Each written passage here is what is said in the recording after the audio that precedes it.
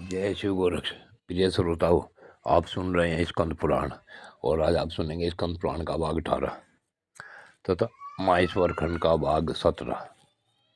पिछले भाग में आपने सुना कि शुक्राचार्य की आज्ञा लेकर दिव्य रथ पर चढ़कर दैत्यराज बलि अपने योद्धाओं के साथ स्वर्गलोक पर चढ़ाई करने के लिए चल दिया।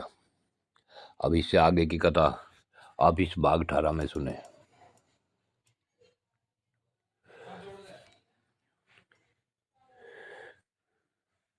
देवताओं ने जब बृहस्पति जी से आकर कहा कि हे गुरुदेव,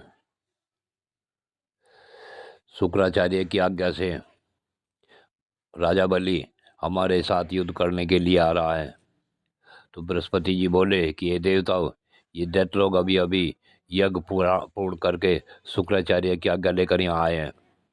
ये सभी इस समय तपस्या और पराक्रम के द्वारा अजय हैं।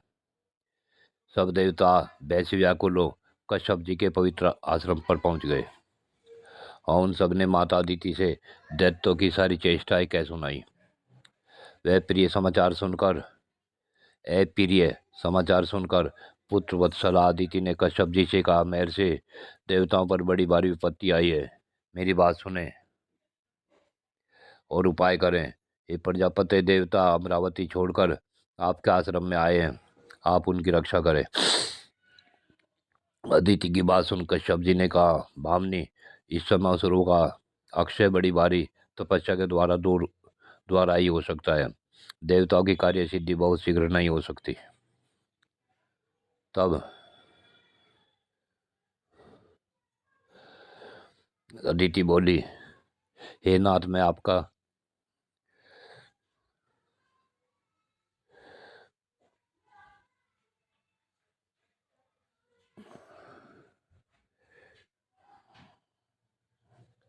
हे नाथ, अब क्या किया जाए।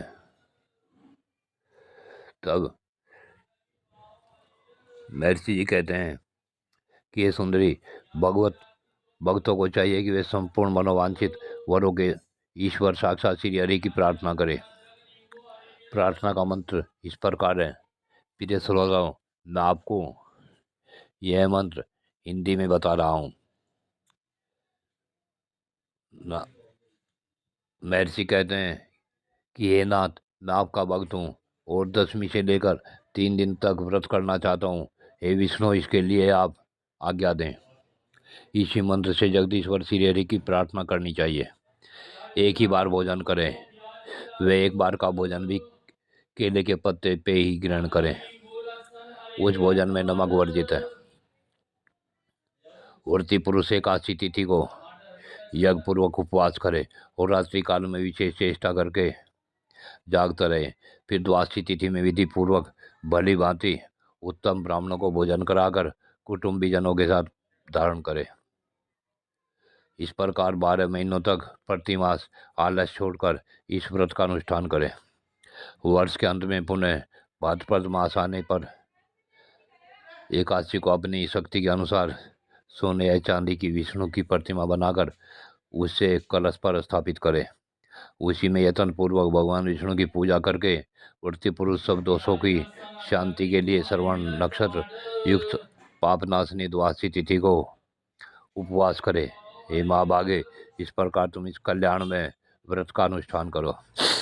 पतिव्रता अदिति ने देवताओं की कार्य सिद्धि के लिए पूरे एकाग्रता के साथ कश्यप जी के बताए हुए उस व्रत का पालन करना शुरू किया। 1 वर्ष तक इस प्रकार व्रत करने से भगवान श्री हरि असंतुष्ट हो गए। ब्राह्मणों, उस समय श्रवण नक्षत्र युक्त द्वादशी तिथि को भगवान का वामन रूप में प्रादुर्भाव हुआ। उस समय उन्होंने कश्यप जी के साथ भगवान का इस प्रकार स्तवन किया, जो कारण के भी परम कारण है। उन विश्वात्मा, विलक्षण, विश्व श्रेष्ठा तथा अजन्मा श्री हरि को नमस्कार है, नमस्कार है। अनंत रूप श्री हरि को नमस्कार है, नमस्कार है।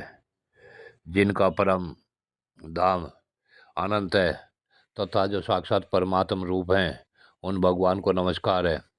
हे सच्चिदानंद में परमात्म देव, आप पर अपर तथा ज्ञानवान सबके आत्माएं, आपको नमस्कार है। परावर आत्मन, आपका स्वरूप सबसे श्रेष्ठ है। आपका बोध कभी कुंठित नहीं होता। आपको बारंबार नमस्कार है। इस प्रकार अदिति द्वारा स्तुति की जाने पर देवताओं के पालक भगवान विष्णु देवमाता अदिति से बोले, हे देवी, मैं तुम्हारी उत्कृष्ट तपस्या से संतुष्ट होकर इसी शरीर से देवताओं का कार्य सिद्ध करने के लिए प्रकट हुआ हूँ। भगवान का वचन सुनकर अदिति ने कहा, भगवान, महाबली असुरों ने देवताओं को परास्त कर दिया है। हे जनार्दन, अब सभी देवता आपकी शरण में आए हैं। आप उन शरणागतों की रक्षा करें, रक्षा करें, रक्षा करें। प्रिय श्रोताओं, आज की कथा यहीं पूर्ण होती है। आगे की कथा अगले भाग में। जय शिव गोरक्ष।